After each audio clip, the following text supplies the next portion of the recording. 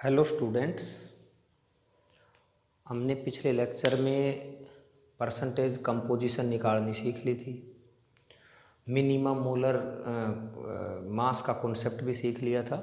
आज का जो हमारा टॉपिक है ना, वो बहुत इम्पोर्टेंट है और वो रहेगा एम्पिरिकल फार्मूला, मोलिकुलर फार्मूला। इस तरीके से उनके रिलेशन और उनके ऊपर छोटे छोटे न्यूमेरिकल्स, ये चीज़ें हम कर पाएंगे। तो हमारा जो टॉपिक है ना, empirical formula and molecular formula. देखो, लिखो एम्पिरिकल फार्मूला। एम्पिरिकल फार्मूला को मैं EF लिखा करूँगा and molecular formula, empirical formula and molecular formula, जिसको मैं क्या लिखूँगा, MF लिखूँगा। ठीक है ना। मेरे पास दो फार्मूला है, एक होता है एम्पिरिकल फार्मूला और एक होता है मोलिकुलर फार्मूला। आपको मैं छोटी छोटी चीज़ों से समझाता हूँ। जैसे मैंने ये लिखा है, एक हाइड्रोजन परऑक्साइड H2O2, ये एक मोलिकुलर फार्मूला है। अगर मैं इसका एक सिंपलेस्ट फार्मूला बनाता हूँ, मतलब सिंपलेस्ट रेशियो में अगर मैं हाइड्रोजन को और ऑक्सीजन को लेता हूँ, तो ये 2:2 रेशियो में है, तो ये तो मेरा मोलिकुलर फार्मूला है। और अगर इसके सिंपलेस्ट रेशियो में इसको बनाएंगे तो क्या होगा, HO, तो इसको हम क्या बोल देते हैं, एम्पिरिकल फार्मूला।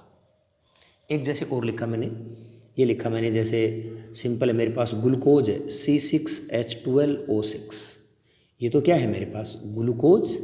और ग्लूकोज का ये क्या होता है, ये मोलिकुलर फार्मूला होता है। अगर मैं इसको सिंपलेस्ट रेशियो में लिखता हूँ तो मेरे हिसाब से क्या बन जाएगा, C6 का अगर हम C और यहाँ पे H2 और O, this is my empirical formula.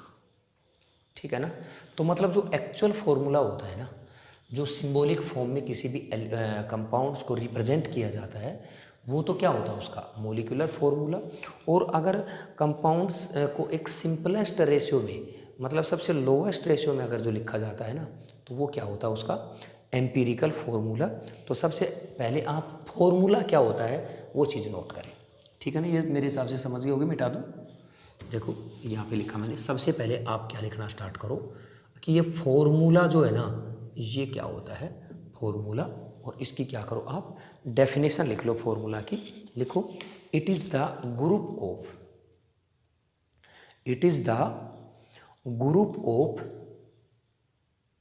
symbol of elements which represents one molecule of the substance, that is, it represent chemical combination of substance. It represent the chemical combination of substance. मतलब formula क्या होता है कि किसी भी molecule को हम उसके सिंबॉलिक फॉर्म में अगर लिखें तो उस फॉर्मूला को क्या बोल देते हैं ना, उस सिंबॉलिक फॉर्म जो बनती है उसी का नाम क्या होता है, फॉर्मूला होता है। और फॉर्मूला के बाद सबसे पहले आप क्या लिख लो, एम्पिरिकल फार्मूला। क्या लिखोगे आप, एम्पिरिकल फार्मूला। तो एम्पिरिकल फार्मूला की डेफिनेशन लिख लो, formula which denotes simple ratio of all the elements present in one molecule of the compound is known as empirical formula. Simplest ratio में होता है एम्पेरिकल फार्मूला, जैसे मैंने आपको एग्जाम्पल से भी बताया है ना। ठीक है ना। एक बार आप इसका मोलिकुलर फार्मूला और लिख लो, फिर हम दोनों के बारे में डिस्कस करेंगे। मोलिक्यूलर फॉर्मूला जो होता है ना वो रियल होता है, और उसी का मैं सिंपलेस्ट अगर बना देता हूँ तो वो मेरा क्या होता है, एम्पिरिकल फॉर्मूला होता है। ठीक है, तो मोलिकुलर फॉर्मूला लिखो आप, formula which denote exact number of atoms, which denotes exact number of atoms of all elements present in one molecule of the compound, present in one molecule of the compound is known as molecular formula, is known as molecular formula. For example मैंने लिखा glucose, बता चुका आपको C6, glucose का मैं दो तरीके से बनाता हूँ, ये लो। एक तो लिखता हूँ मोलिकुलर फॉर्मूला जो एग्जैक्ट होता है C6H12O6, एक लिखता हूँ एम्पिरिकल फॉर्मूला जो इसका सिंपलेस्ट रेशियो होता है, 6 की जगह अगर मैं 1 करूँ तो ये 2 हो जाएगा, ये 1 हो जाएगा, CH2O। This is empirical formula. एक मैंने हाइड्रोजन पेरोक्साइड का लिया था, यहाँ पे लिख रहा हूँ मैं हाइड्रोजन पेरोक्साइड, इसके भी मैंने दो बनाए। एक तो बनाया मोलिकुलर फॉर्मूला जो क्या था H2O2, एक लिखा मैंने एम्पिरिकल फॉर्मूला जो क्या था HO। एक और लेता हूँ, जैसे मैं H2O वाटर लिख देता हूँ यहाँ पे क्या लिखा मैंने वाटर, वाटर के भी बनाया मैंने मोलिकुलर फॉर्मूला, क्या बना H2O। अब इसका सिंपलेस्ट क्या बनेगा, अगर मैं इसका 1 ले लेता हूँ तो इसका हाफ लेना पड़ेगा, हाफ सिंपलेस्ट होता नहीं है, होल नंबर में होना चाहिए।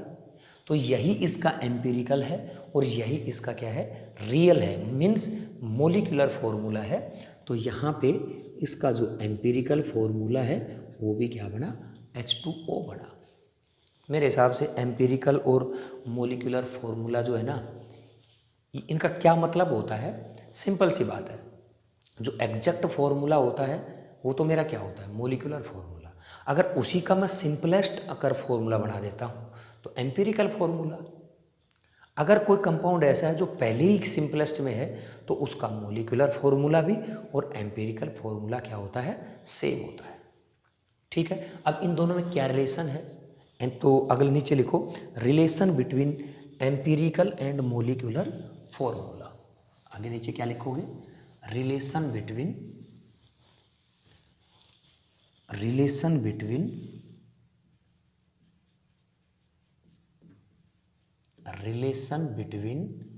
Empirical formula and molecular formula. इन दोनों के अंदर क्या रिलेशन होता है, देखो सबसे पहले बात सुनो, जो मोलिकुलर फॉर्मूला होता है उसका ये रिलेशन होता है n इंटू एम्पिरिकल फॉर्मूला। ये हमें याद रखना है, एक एक के बारे में हम क्या करेंगे, डिस्कस। ये सबसे पहली बात तो है कि ये n क्या है, जो n जो है ना, n क्या है, एक इंटीजर है, n क्या है, एक इंटीजर है। और n को मैं निकाल के बताता हूँ आपको क्या होता है n।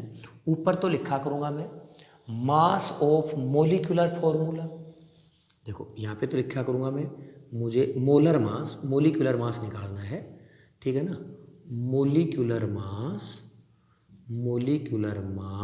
Of molecular formula divided by molecular mass of, यहाँ पे लिख रहा हूँ मैं, molecular mass of empirical formula. ठीक है ना, इन दोनों का जो रेशियो होता है ना वो n होता है। जैसे एक एग्जांपल लेकर के बताता हूँ आपको, ठीक है ना, जैसे मेरे पास ग्लूकोज ही है C6H12O6, ये इसका क्या है, मोलिकुलर फॉर्मूला। अगर मैं इसका मास निकालूंगा तो मास को मैं क्या बोलूँगा, molecular formula mass, m molecular mass of molecular formula. ठीक है ना, तो ये मेरे पास MF हुआ, molecular mass of molecular formula, तो जो मेरे पास कितना आया, इसको अगर आप इसका मोलिकुलर वेट देखोगे ना तो 180 होता है, याद ही होना चाहिए। ठीक है, अगर मैं ये इसका क्या है मोलिकुलर फॉर्मूला, अगर मैं इसका EF निकालता हूँ तो मुझे पता है CH2O होगा। अगर मैं इसका मास निकालता हूँ तो उसको क्या बोलेंगे, molecular mass of empirical formula. तो ये कितना हुआ 12 और 2 14, 14 और 16 कितना हो गया 30, तो ये मेरे पास कितना आ गया 30 आ गया। तो अगर मुझे n की वैल्यू निकालनी है तो 180 डिवाइडेड बाई 30 कितना आ गया 6। ठीक है ना। अब देखो अगर मेरे पास 6n की वैल्यू है और ये मेरे पास एम्पिरिकल फॉर्मूला है, तो अगर मैं इसको इस 6 से मल्टीप्लाई करूँगा तो क्या आ जाएगा C6H12O6, तो मेरा क्या आ जाएगा मोलिकुलर फॉर्मूला। तो इस तरीके से हम क्या निकाल देते हैं, n की वैल्यू इसके अंदर निकाल देते हैं कि जो भी हम n की वैल्यू निकालते हैं वो मोलिकुलर फॉर्मूला होता है उसका मास, और जो एम्पिरिकल फॉर्मूला है उसका मास, उन दोनों का क्या होता है रेशियो होता है। ऊपर मोलिकुलर मास किसका लिखेंगे, molecular mass of molecular formula, नीचे लिखेंगे molecular mass of empirical formula. और अब आप क्या करो, एक क्वेश्चन लिखो empirical formula of acetylene and benzene. Empirical formula of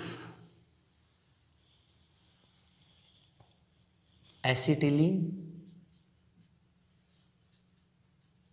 and benzene. हमें नहीं पता इनका क्या फॉर्मूला है, इज CH दे रखा है, दोनों का एम्पिरिकल फॉर्मूला कितना है CH है। हो सकता है किसी का यहाँ पे 5 लगाऊं तो C5H5 हो जाए, 10 लगाऊं तो C10H10 हो जाए, 15 लगाऊं तो कुछ भी लगा सकता हूँ, पता नहीं n की वैल्यू कितना है। ये तो क्या है एम्पिरिकल फॉर्मूला है। हो सकता है इसके केस में इसका n अलग हो, इसके केस में n अलग हो, तो दोनों का मोलिकुलर फॉर्मूला भी क्या हो जाएगा अलग हो जाएगा। ठीक है ना। आगे लिखो if molecular mass of molecular formula, if molecular mass of molecular formula of acetylene and benzene is 26, इसका तो मोलिकुलर मास ऑफ MF कितना दे दिया 26, और इसका मोलिकुलर मास ऑफ MF कितना दे दिया 78, दोनों का अलग अलग दे दिया। देखो क्या मैं इसका एम्पिरिकल मास निकाल सकता हूँ, बिल्कुल। कैसे निकालूंगा, 12 और 1 कितना हो गया 13 हो गया। 13 क्या है इसका मास ऑफ एम्पिरिकल फॉर्मूला, इसका भी क्या हुआ मास ऑफ एम्पिरिकल फॉर्मूला कितना हुआ 13, मोलिकुलर मास कितना है इसका 26।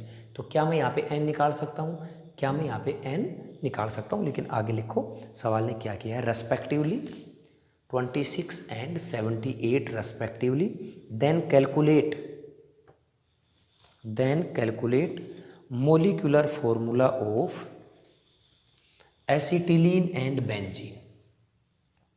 Molecular formula of acetylene and benzene. आपको पता है कि भाई मोलिकुलर फॉर्मूला इसका पूछा है, जो मुझे फॉर्मूला पता है EF। क्या मेरे पास EF है इसका CH है, क्या निकालना है n, बिल्कुल क्लियर है, दोनों के लिए सेम बात है। अब सुनो, क्या मेरे पास n निकालने का formula mass of molecular formula, नीचे क्या लिखूं मास ऑफ एम्पिरिकल फॉर्मूला, ये मेरे पास गिवन है कितना 26, एम्पिरिकल फॉर्मूला का मास कितना हो जाएगा, अगर इसका मैं मास अगर देखूं तो मेरे पास कितना हुआ 13, कितना हो गया n की वैल्यू 2, तो यहाँ पे क्या लिखूंगा molecular formula is equal to 2 into empirical formula क्या है CH, तो क्या हुआ C2H2, ये मेरे पास एसिटिलीन का फॉर्मूला। अगर मैं बेंजीन की बात करता हूँ तो सेम बात है, यहाँ पे in case of benzene n की वैल्यू निकालूंगा। मोलिकुलर फॉर्मूला तो दे रखा है 78, एम्पिरिकल मास दोनों का सेम ही है 13, n की वैल्यू कितनी आई 6 आई। तो क्या इसका मोलिकुलर फॉर्मूला हुआ 6 इंटू एम्पिरिकल फॉर्मूला CH6 ठीक है ना। अगर देखना भी चाहते हो तो आप इनका मोलिकुलर मास दोबारा देख लो, कितना हो गया 12 दूनी 24 और 2 26, इसका देख लो 12 को 6 से गुणा करोगे तो कितना हो गया 72, 6 और जोड़ दो कितना हो गया 78, ये इसका मोलिकुलर मास दे रखा है। तो ये हमारे पास एम्पिरिकल फॉर्मूला और मोलिकुलर फॉर्मूला जो है ना किस तरीके से आपस में रिलेट करते हैं, तो वो कॉन्सेप्ट मैंने आपको बताया। उसके बाद लिखो आप डिटर्मिनेशन ऑफ, अगला टॉपिक बना करके एडिंग बना लो और फिर अलग से लिखना स्टार्ट करो, ठीक है ना। डिटर्मिनेशन ऑफ एम्पिरिकल फॉर्मूला, हमें एम्पिरिकल फॉर्मूला निकालना है with the help of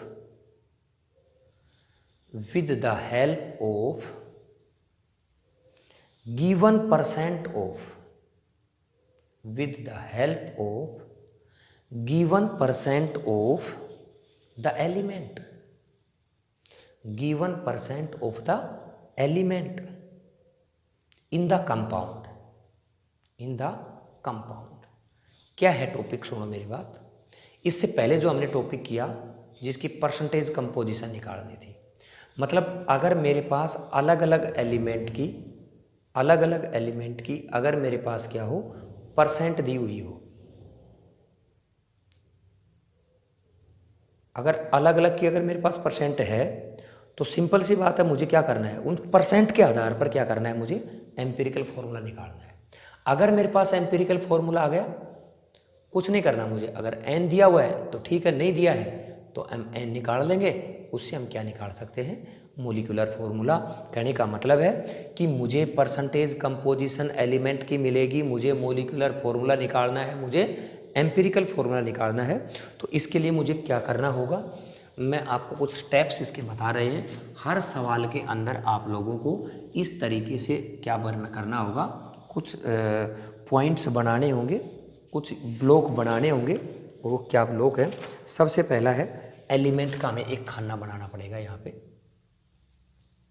element, हर सवाल में इस तरीके से करेंगे कि जो भी एलिमेंट है उसका एक हमें क्या बनाना पड़ेगा, एक खाना बनाना पड़ेगा। परसेंटेज ऑफ एलिमेंट, एलिमेंट की परसेंटेज दी हुई होती है वो हमें लिखनी पड़ेगी, या फिर कई बार नहीं दिया हुआ होता है, परसेंटेज नहीं दी हुई होती है, तो क्या है वेट रेशियो मिलेगा। तो मैं यहाँ पे एक चीज़ और लिख देता हूँ, और क्या लिखूँ, वेट बाई वेट रेशियो हमें सवाल में दिया हुआ होगा, इसीलिए मैंने और में लिखा है, क्योंकि कईयों में परसेंटेज कंपोजिशन नहीं लिखी हुई होती है ना, तो मुझे वेट के हिसाब से ले लेना है, तो उसका वेट बाई वेट रेशियो लिखा मिलेगा। एक परसेंटेज, यहाँ पे जो तीसरा हमारा जो खाना बनेगा वो बनेगा परसेंटेज ऑफ एम, तो जो भी हमारे पास एटॉमिक मास है परसेंटेज, या फिर atomic percentage oblique atomic mass लिख रहा हूँ मैं, एटॉमिक मास ऑफ एलिमेंट, मुझे एटॉमिक मास ऑफ एलिमेंट मिलेगा, ठीक है ना। जो परसेंटेज दी हुई है उसको एटॉमिक मास से मैं डिवाइड करूँगा, ये डिवाइड का निशान है, देखो परसेंटेज यहाँ पे दी हुई है, जो भी एलिमेंट होगा उसका मुझे एटॉमिक मास गिवन होगा, मैं उस परसेंटेज को एटॉमिक मास से डिवाइड करूँगा, तो ये चीज़ मेरे पास क्या बन जाएगी, number of atoms of element. यहाँ पे क्या बन जाएगा, इसको मैं यहाँ पे, ये सारा चीज़ है ना यहाँ पे बनेगा, number of atoms of element. इनको नोट कर लो सभी को ना, ये मेरे पास तीसरा खाना बन गया है। उसके बाद मुझे रिलेटिव रेशियो ऑफ एलिमेंट निकालना है, जिसको मैं आरआर भी कहूँगा, रिलेटिव रेशियो, ठीक है ना, इसको मैं क्या कहूँगा आरआर, ये मुझे निकालना है रिलेटिव रेशियो। और ये कैसे निकालना है मैं बता दूंगा, लोवेस्ट वैल्यू को से डिवाइड करना, जो इनकी जो वैल्यू आएगी ना उनके अंदर जो सबसे लोवेस्ट है ना उसको सभी से डिवाइड कर दूँ, मैं बता दूंगा यहाँ पे किस तरीके से आएगी। और यहाँ पे जो हमारा लास्ट जो बनेगा lowest number into RR of element, यहाँ पे लिख रहा हूँ lowest number into RR of element, ठीक है ना। या फिर इसको मैं क्या लिखूँगा, इसको ये भी कह सकता हूँ सिंपलेस्ट रेशियो भी कह सकता हूँ। देखो ये इस तरीके से मैंने हर सवाल के अंदर ये मेरे क्या बनेंगे, 1 2 ये जो खाने बनेंगे। सबसे पहले इनको आप क्या कर लो, अच्छे से नोट कर लो कि मुझे इस तरीके से खाने बनाने पड़ेंगे हर सवाल के। देखो क्या होगा, कोई भी सवाल है उसके मुझे एलिमेंट लिखे हुए मिलेंगे, जैसे कार्बन हाइड्रोजन ऑक्सीजन 3 मिल गए, तो मैं यहाँ पे लिखूँगा कार्बन हाइड्रोजन ऑक्सीजन, लिख दिया। यहाँ पे उनकी परसेंटेज लिखी हुई तो परसेंटेज लिख दूंगा तुरंत यहाँ पे, ठीक है। नहीं तो फिर उनका क्या मिलेगा, वेट रेशियो मिलेगा, वो लिख दूंगा। परसेंटेज आ गई। क्या मुझे कार्बन का एटॉमिक वेट पता है, हाइड्रोजन का पता है, ऑक्सीजन का पता है। इस परसेंटेज को एटॉमिक वेट से डिवाइड कर दूंगा यहाँ पे। ये खाना हो गया मेरा पूरा कंप्लीट। यहाँ पे जो भी वैल्यू आएगी मेरे पास यहाँ पे, इनमें देखूंगा मैं कि सबसे छोटी वैल्यू कौन सी है। सपोज करो एक 1 है, एक 0.5 है, एक 0.5 है, तो सबसे छोटी वैल्यू कौन सी है, 0.5 से सभी को डिवाइड करूँगा। 1 को 0.5 से डिवाइड, 0.5 को 0.5 से डिवाइड, 0.5 को 0.5 से डिवाइड। यहाँ पे मेरे पास वैल्यू आ जाएगी।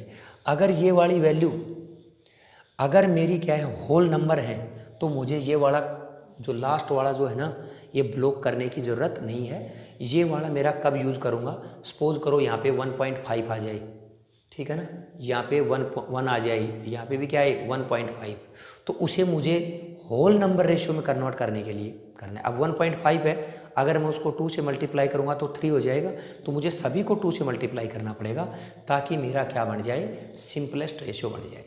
सपोज करो यहाँ पे कार्बन 3 आया, नहीं कार्बन 6 आया, हाइड्रोजन 12 आया और ऑक्सीजन की वैल्यू कितनी आई, 6 आई, तो मेरा एम्पिरिकल फॉर्मूला क्या बना, C6H12O6। इस तरीके से क्या बना लूँगा मैं, एम्पिरिकल फॉर्मूला बना लूँगा। समझे कि नहीं। एक क्वेश्चन लिख लो, लिखो ए हाइड्रोकार्बन कंटेन्स, कोई हाइड्रोकार्बन है, a hydrocarbon contains 80% carbon if molecular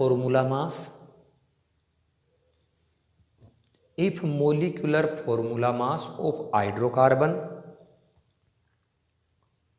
is 30, molecular mass कितना है, 30 है, then calculate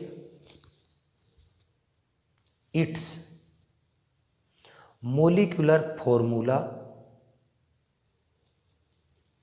and empirical formula, molecular formula and empirical formula, ठीक है ना।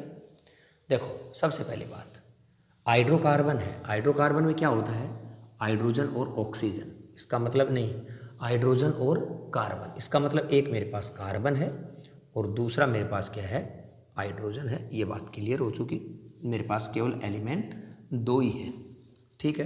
देखो कार्बन की कितनी परसेंट लिखी हुई है, 80, तो ये हमें पता लगा कितना है, 20।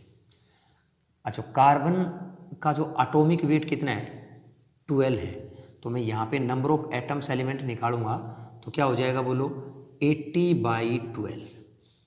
यहाँ पे निकालूंगा तो बोलो क्या हो गया, 20/1 इज इक्वल टू, अगर मैं 80 को 12 से मैंने डिवाइड किया तो कितना आ जाएगा, 20/3। यहाँ पे क्या आ गया मेरे पास, 20/3 और यहाँ पे क्या है, 20/1। अब इन दोनों में छोटा कौन सा है, 20/3 है, तो इसको मैं क्या करूँगा, इसको भी मैं 20/3 से डिवाइड करूँगा, इसको भी मैं 20/3 से डिवाइड करूँगा, तो इसको 20/3 से डिवाइड करूँगा तो क्या आ जाएगा मेरे पास, बोलो 20/3 डिवाइडेड बाई 20/3 इक्वल टू 1। इसको क्या करूँगा, 20 ये तो है, इसको डिवाइड किससे करूँगा, 20/3 से, तो ये 20 से 20 कट जाएगा, कितना आ जाएगा मेरे पास, 3 आ जाएगा, ठीक है ना। जब ये मेरे पास सिंपलेस्ट रेशियो है ही पहले से ही है, तो मुझे इनको किसी से मल्टीप्लाई करने की ज़रूरत नहीं है। ये वाला खाना मेरा कब यूज में आता, जब यहाँ पे 1.2 लिखा होता, 1.9 कुछ भी लिखा होता, होल नंबर नहीं होता, तो मुझे होल नंबर में कन्वर्ट करने के लिए मुझे यहाँ पे चाहिए था। अब मेरे पास जो एम्पिरिकल फॉर्मूला बना वो ये बना मेरे पास। इन दोनों को ले लेता हूँ मैं, यहाँ पे भी लिख देता हूँ 1 और 3, ठीक है ना। अब यहाँ पे लिखूँगा मैं empirical formula is equal to CH3। ये मेरे पास एम्पिरिकल फॉर्मूला बन गया। अगर मैं इसका मास निकालूं, इसका क्या निकालूं, मास ऑफ एम्पिरिकल फॉर्मूला, 12 और 3 कितना हो गया, 15 हो गया। क्या मेरे पास मास ऑफ मोलिकुलर फॉर्मूला सवाल में दे रखा है 30, क्या मैं n की वैल्यू निकाल दूं, 30/15 इज इक्वल टू कितना हो गया, 2 हो गया, ठीक है। एक तो मेरा आंसर क्या हो गया, एक तो मेरा आंसर ये हो गया क्योंकि एम्पिरिकल फॉर्मूला। दूसरा आंसर क्या हुआ, मोलिकुलर फॉर्मूला, कितना, n into empirical formula, n की वैल्यू कितनी है 2, एम्पिरिकल फॉर्मूला क्या है CH3, तो मेरा फॉर्मूला क्या बना C2H6। This is my answer. बड़े सिंपल है, बहुत सिंपल है। एक बार आपने इनको अच्छे से समझ लिया ना तो सारे के सारे क्वेश्चन एक ही तरीके से हैं। इसको नोट कर लो आप, फिर हम एक क्वेश्चन और करते हैं ना।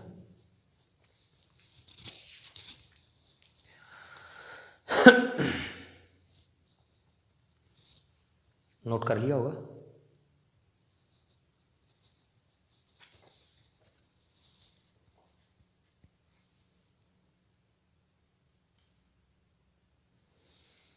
देखो लिख लो, नेक्स्ट क्वेश्चन लिखो। एक compound of carbon comma hydrogen and oxygen, carbon comma hydrogen and oxygen contains 52.2% carbon and 13% of hydrogen, determine empirical formula of compound, determine empirical formula of compound। ये मेरे पास इसका क्या बताना है, मुझे एम्पिरिकल फॉर्मूला बताना। अब देखो इन्होंने 3 मेरे पास हैं, एक हाइड्रोजन है, एक कार्बन है और एक मेरे पास ऑक्सीजन है, लेकिन परसेंटेज जो है ना 2 की दे रखी है। तो 100 में से दोनों का जोड़ घटा लेंगे तो मेरे पास किसकी आ जाएगी, ऑक्सीजन की आ जाएगी। एक तो मेरे पास कार्बन है, ठीक है ना, कार्बन है, दूसरा मेरे पास हाइड्रोजन है, तीसरा मेरे पास क्या है, ऑक्सीजन। इसकी परसेंटेज 52.2% है, हाइड्रोजन की 13% है। दोनों को जोड़ करके अगर हम तीसरे में घटाएंगे ना तो तीसरे की आ जाएगी 34.8%। सिंपल है। परसेंट को कितने से डिवाइड करना है मुझे, बोलो 52.2 divided by 12 is equal to, यहाँ पे क्या लिखूँ बोलो 13/1, बोलो यहाँ पे क्या लिखूँ 34.8 डिवाइडेड बाई ऑक्सीजन का कितना होता है 16, ठीक है ना। अब यहाँ पे कितना आ जाएगा मेरे पास, इसका आ जाएगा 4.35, इसका कितना आ गया। अब देखो जब आपको पता है कि 4.35 है, ये दोनों मिलते हुए आपको नज़र आएंगे, है ना। जैसे इसको 3 से मल्टीप्लाई करेंगे ना तो 13.3 के लगभग हो जाएगा, ठीक है ना। तो इस हिसाब से हम इसको कर देंगे तो ये भी हमारे पास लगभग कितना बनेगा ये आपको पता है, जो इनसे ही डिवाइड होने वाला है। तो आपको पता है 16 2 जा 32, तो ये हमारे पास 2 पॉइंट कितना बन जाएगा 17। अब ये और ये भी दोनों आपस में क्या होने चाहिए, मिलने चाहिए, ठीक है ना। चलो कोई बात नहीं, आइडिया हो जाता हमें इससे। और उसके बाद में क्या है, यहाँ पे सबसे सिंपल हमें रेशियो निकालना पड़ता है, रिलेटिव रेशियो। तो सबसे छोटा कौन सा है ये, इसको डिवाइड करूँगा सभी से, तो यहाँ पे क्या लिखूँगा 4.35 डिवाइडेड बाई 2.17 कितने पे गया 2 पे, 13 डिवाइडेड बाई 2.17 कितने पे गया 6, यहाँ पे क्या गया 2.17 डिवाइडेड बाई 2.17 कितने पे गया 1। इसका भी मेरे पास रेशियो कितना हुआ 2, 6 और 1।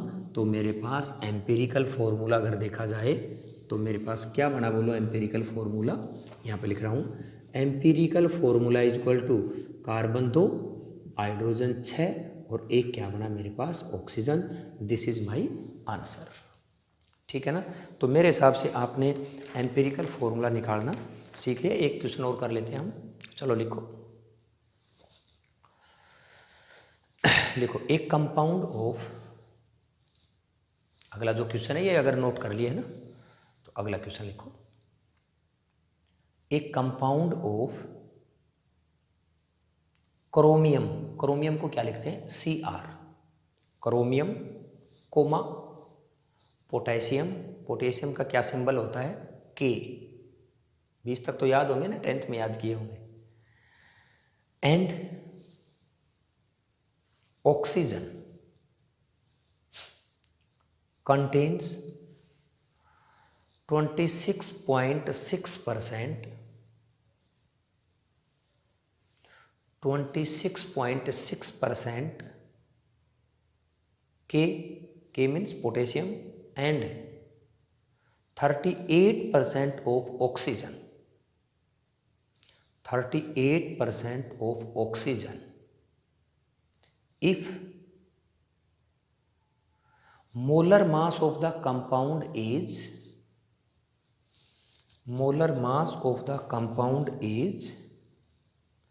294, मोलर मास दे दिया है। Then calculate molecular formula, then calculate molecular formula. देखो परसेंटेज दे रखी है, क्या मैं एम्पिरिकल फॉर्मूला निकाल लूँगा? जब एम्पिरिकल फॉर्मूला निकाल लूँगा तो क्या मैं एम्पिरिकल फॉर्मूला का मास निकाल लूँगा? मोलिकुलर फॉर्मूला का मास सवाल में गिवन है, क्या मैं n निकाल लूँगा? बिल्कुल। n को मैं मल्टीप्लाई किससे करूँगा? एम्पिरिकल फॉर्मूला से। क्या आ जाएगा मेरा? मोलिकुलर फॉर्मूला आ जाएगा। तो इसको देख लो, यहाँ पे सिंपल सा है, इसमें भी कोई मुश्किल वाली चीज़ें नहीं हैं। और इसकी जो कैलकुलेशन होती है ना वो सिंपली कैलकुलेशन होती है। आपसे कोई गुणा भाग नहीं पूछना चाहता कि बड़े टेढ़े मेढ़े आप लोगों को गुणा भाग दे दिए, नहीं। आपका कॉन्सेप्ट चेक करना चाहता है कि आपको ये चीज़ें आती भी हैं या नहीं आती हैं।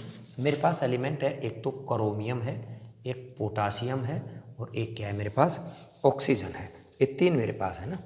तो क्रोमियम कितना है मेरे पास? इसकी परसेंटेज 30 कितनी है? 5.4 है, कितनी है?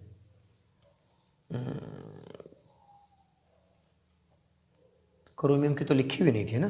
पोटासियम की और ऑक्सीजन की है। तो ऑक्सीजन की तो कितनी है? 38।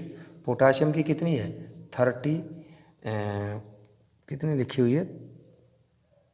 26.6। 26 इसमें से अपने आप ही माइनस होकर के, अरे इन दोनों को जोड़ करके 100 में से घटा दिया हमने, यहाँ पे आ जाए। परसेंटेज कितनी है? 35.4। डिवाइड किससे करूँ? क्रोमियम का जो एटॉमिक मास कितना होता है क्रोमियम का? 52 सोल्व करेंगे। यहाँ पे 26/6 डिवाइडेड बाई 39 सोल्व करेंगे। 38 डिवाइडेड बाई 16 यहाँ पे क्या करेंगे? सोल्व। तो सबसे पहले यहाँ पे आ जाएगा 2/3 आ जाएगा। 2/3 का मतलब 0.68 आ जाएगा।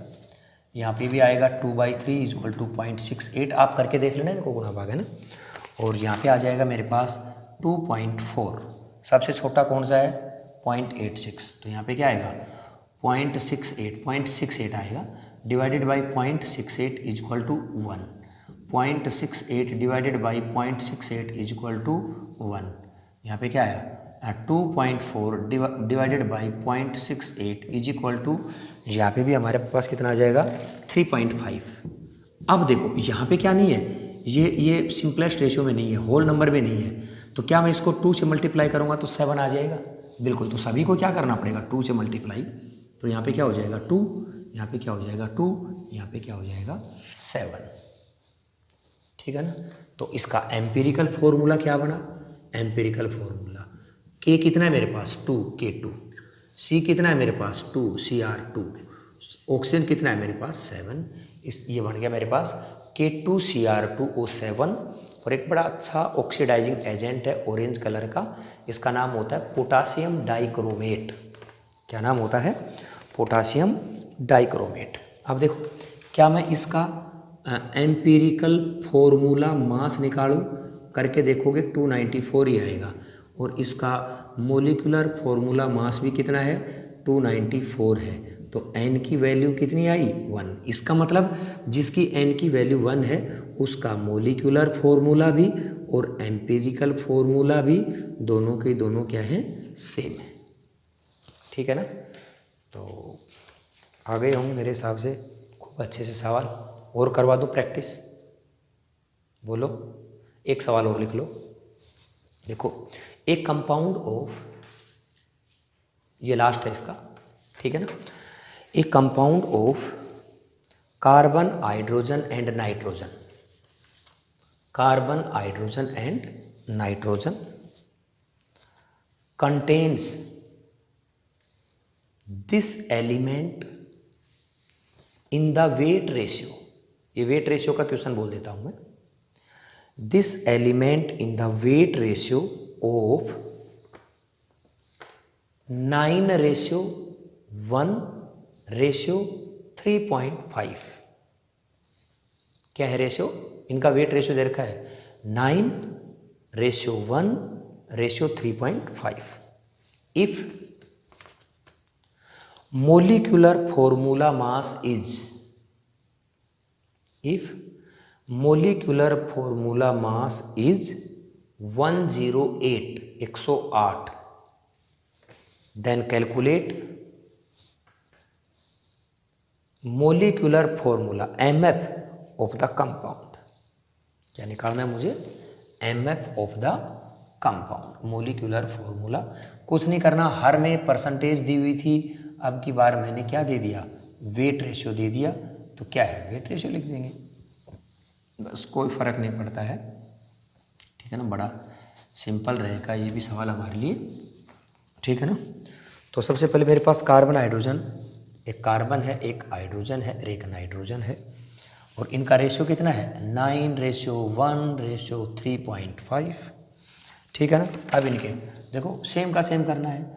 9/12, 1/1, 3.5/14, ये सभी की वैल्यू जो है ना, ये हम क्या कर लेंगे? ये 3/4 आ जाएगी यहाँ पे तो मेरे पास। ठीक है, ये 1 आ जाएगी, ये कितनी बार आ जाएगी मेरे पास? 1/4 आ जाएगी। ठीक है ना? तो अगर सबसे छोटा देखा जाए तो क्या है? 1/4 है। तीनों को 1/4 से क्या करूँगा? डिवाइड कर देता हूँ। तो 1/4 से डिवाइड करूँगा इसको, 1/4 से 4 कट जाएगा 3, यहाँ पे क्या आ जाएगा? 1/4 से डिवाइड करेंगे तो 4, यहाँ पे क्या आ जाएगा? 1।